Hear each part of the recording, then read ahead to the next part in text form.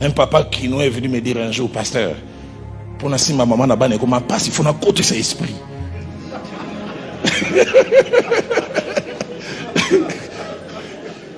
Et dit des fois, sur la télévision, on a tout kokalinga na ye. Mi bali na mi bali. Mais tu es obligé de te contenter d'elle. Si maternité, nous on est attiré quand la poitrine est là debout, ça ne viendra plus debout. Et apprendre à se contenter, à dire Seigneur, aide-moi à trouver mon plaisir dans le... Un homme rigole très fort là derrière. Tu as des problèmes comme ça?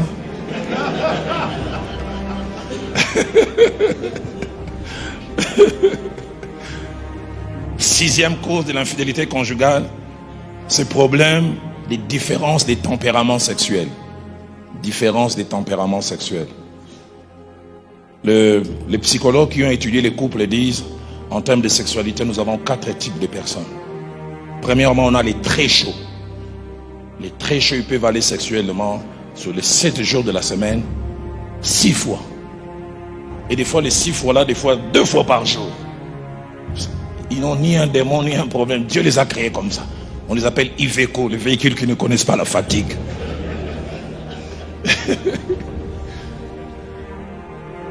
Et deuxièmement, il y a les chauds.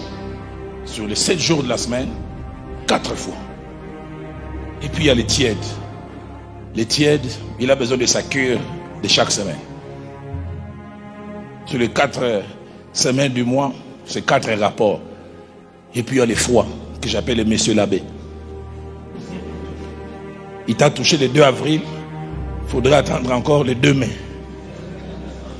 Il n'est pas porté sur la chose. Quand moi, si je peux l'embarrater, je n'ai jamais oublié, un jour je reçois 2 couples et je dis, ce jour-là, Dieu voulait m'enseigner. Je reçois le premier couple à 15h, le deuxième couple à 15h30. Le premier couple à 15h, quand ils entrent, la femme est en train de trembler. Elle dit, pasteur, votre frère, même s'il a payé toute la dot. Non, ça c'est le deuxième. La première qui vient, pasteur, est-ce que je sais que tu es spirituel, je ne demande pas de m'envier. Est-ce que je ne suis pas belle? Je dis, oui, maman, tu es belle. Mais votre frère, c'est pourquoi il ne me touche pas? À peine. Je suis jeune, les gens m'attirent. Je demande au frère, il dit, mais pasteur, moi c'est Dieu qui m'a créé comme ça. Et je les conseille, je dis, frère, fais un effort. Cet aspect des choses, ça compte énormément. Ce jour-là, Dieu voulait m'enseigner. 30 minutes après, un deuxième couple entre. La femme est fâchée. Il dit, pasteur, même s'il a payé toute la dot, est-ce que je ne peux pas me reposer? Par jour, 3 fois. Par semaine, 20 fois. Et les frères bougeaient seulement. Il m'a dit, pasteur, d'autres réclament ça, moi je lui donne, elle se plaint.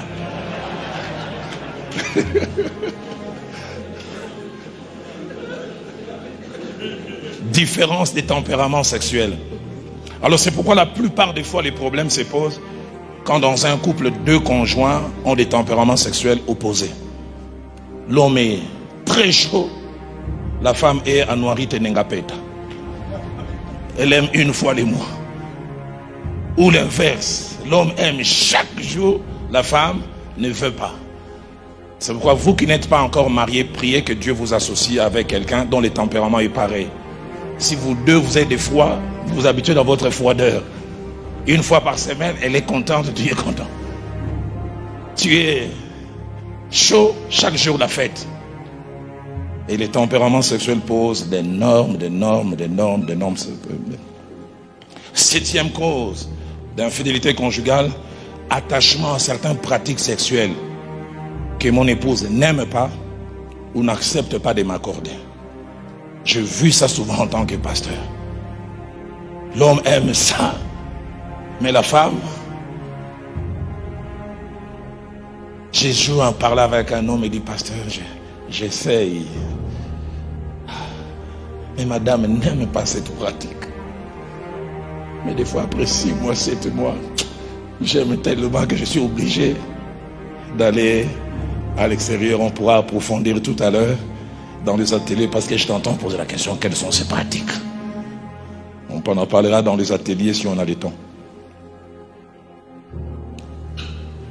8e raison de l'infidélité conjugale, c'est mauvaise gestion de l'éloignement physique et géographique. Mauvaise gestion de l'éloignement physique et géographique. Là, ce sont des gens qui sont en mission de service. On t'envoie 2 semaines à tel endroit, 6 mois. J'ai trouvé des frères aujourd'hui, il est ici, il travaille dans les systèmes des Nations Unies, on l'a envoyé au Niger, où il y va pour 6 mois et il revient des fois pour 2 semaines. Durant ces 6 mois, qu'il y a des choses qui se passent. Parce qu'entre-temps, tu as une voisine kenyane. Wanjiro. L'éloignement physique, les mutations. Des hommes qui ont laissé leur femme à tel endroit et qui vont à tel autre endroit. L'éloignement physique, ça laisse les hommes que nous sommes vulnérables, surtout si on est hyperactif sexuellement. J'ai vu des hommes quelquefois commencer à tomber dans la pornographie. Je ne veux pas tricher, mais je me plais, je regarde simplement. J'ai vu même des hommes les plus forts, même spirituellement, commencer à se masturber. Parce que je veux. Et 9e et dernière raison, parmi les causes de l'infidélité conjugale, c'est mauvaise gestion des périodes de troubles qui peut arriver dans un couple. Mauvaise gestion des périodes troubles. Quelles sont ces périodes troubles? Je suis actif sexuellement, mais madame a une grossesse à problème. Et les médecins disent non, les 3 premiers mois ne la touchent pas. Sinon vous risquez de perdre la grossesse. Mais toi tu aimes chaque jour. Elle est malade physiquement. Je me souviens d'un homme, sa femme avait des myomes sur les 30 jours du mois. Le sang pouvait couler des fois 20 jours. Ça coule aujourd'hui, ça arrête 2 jours et puis ça revient. L'homme commence à être fatigué. Elle a des problèmes gynécologiques, infections, des cycles qui ne marchent pas bien.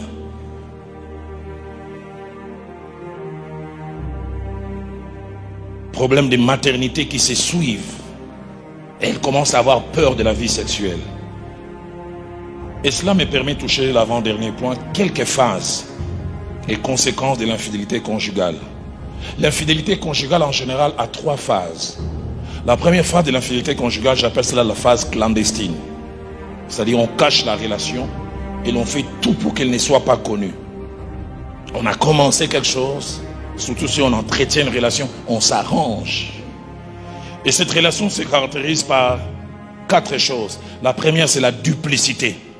On a 2 visages. Et on fait tout pour ce que l'on fait à l'extérieur ne soit pas connu. On s'arrange pour éliminer les indices. J'ai vu des hommes dans leur téléphone, cette concubine, ils ont mis le nom mon général. Et des fois l'épouse voit sonner, hé chérie, mon général a benguio. Toi, tu sais, mon général là c'est Annie.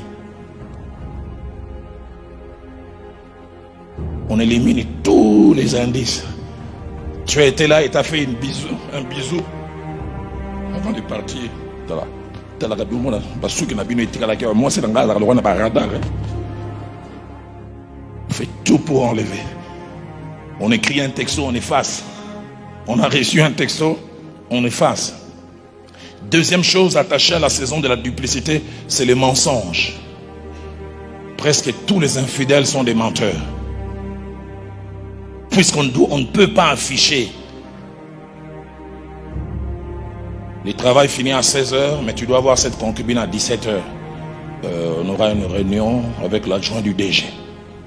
Une réunion stratégique de l'entreprise. Non, il n'y a pas de réunion stratégique. La réunion stratégique, c'est avec elle. Mensonge. Des fausses missions de service. Vous êtes convenus, vous allez à Gisenyi passer un week-end. Non, on nous a amené en groupe de travail. Pour tous les week-ends. Mensonge. Troisième chose attachée à la phase clandestine, c'est un mélange de plaisir et de souffrance. On trouve du bien dans ce que l'on fait, mais l'on souffre. Parce que ce que l'on fait, la conscience que nous avons en tant que chrétiens, n'approuve pas cela. Et quatrième chose attachée à cette phase clandestine, c'est beaucoup de prudence. On prend beaucoup de précautions. J'ai connu un homme qui m'a dit, ma femme est tellement pointueuse. Si je vais, j'ai triché dehors. On peut en parler parce qu'on est entre nous hommes. Je m'arrange de ne pas toucher ma femme la même nuit. Parce que des fois, elle me dit, la quantité d'eau qui est sortie n'est pas c'est peur. Vous dites que tu as laissé ailleurs. Il dit, donc moi-même, je sais, quand j'ai triché, j'ai dit, non, je laisse passer. Parce que là, j'ai quelqu'un de la CIA. J'ai un jour parlé avec un homme qui m'a dit même, il amène 2 sous-vêtements. Parce que vous savez, nous les hommes, quand tu étais allé avec quelqu'un, quand tu portes des sous-vêtements, des taches peuvent rester.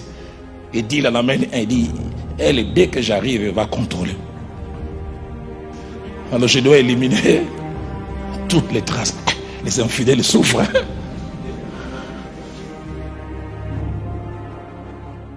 Deuxième phase de l'infidélité, c'est la phase des découvertes. La première phase, c'est la phase de la clandestinité. La deuxième phase, c'est la phase des découvertes. C'est-à-dire, pour certaines raisons, ce qui était caché finit par être connu. Et là, il y a 2 éléments. Premièrement, c'est connu malgré les précautions. Les premiers indices commencent à apparaître. Imprudence. Un texto qu'on a oublié d'effacer. Au départ, on y est. Mais je sais qui? Oh. Non, ça, ce sont des gens qui se sont trompés de numéro. En tout cas, Vodacom, ils ont des problèmes. Hein? Les textos d'autres personnes passent. Toi-même, tu sais. Anna, Peponi Yakomaki Boy. Facture d'hôtel qu'on a oublié de déchirer. Un parfum de femme que l'on sent. Un homme me dit un jour comment il a renié son propre lot de capotes parce que son épouse savait qu'il n'utilisait pas de capotes. Il monte juste dans le... Hey, chérie, c'est capote. Ah, Jean-Jacques m'avait demandé d'acheter pour lui. C'était sa commande.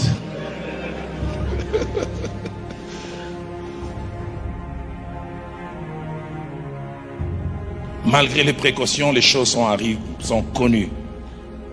Mais deuxièmement, des indices forts et que l'on ne peut pas nier apparaissent.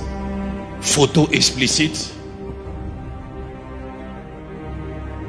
textos explicites, et en général, quand les preuves irréfutables sortent, nous avons 2 types d'hommes. Premièrement, les hommes honnêtes, qui ont difficile à tricher parce que la tricherie n'est pas leur habitude.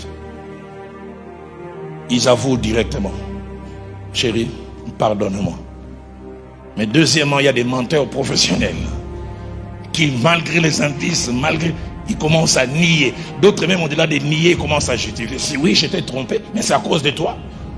Est-ce que tu me laisses te toucher? Tous les qui l'avouent, ils commencent à se rendre victimes et à faire retomber la faute sur l'autre. Troisième phase de l'infidélité, c'est la phase finale. Cette phase finale qui a aussi 2 aspects. La première phase, c'est la rupture. Et ça, c'est surtout les bons chrétiens. Il est découvert et il sait que ça, c'est pas son style de vie.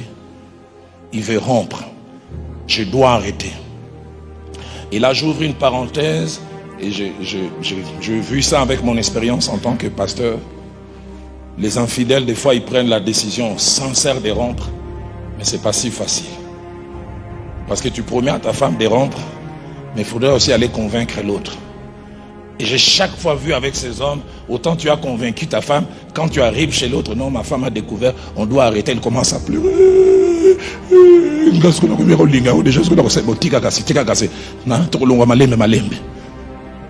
Autant tu as promis de l'autre côté, autant ça devient, c'est pour ça je vous encourage, n'ouvrez jamais cette porte. Parce que pour en sortir, c'est difficile. J'ai plus de 29 ans dans la pastorale, j'ai vu des gens être détruits. C'est la rupture. Mais deuxième option, ça c'est les hommes qui n'arrivent pas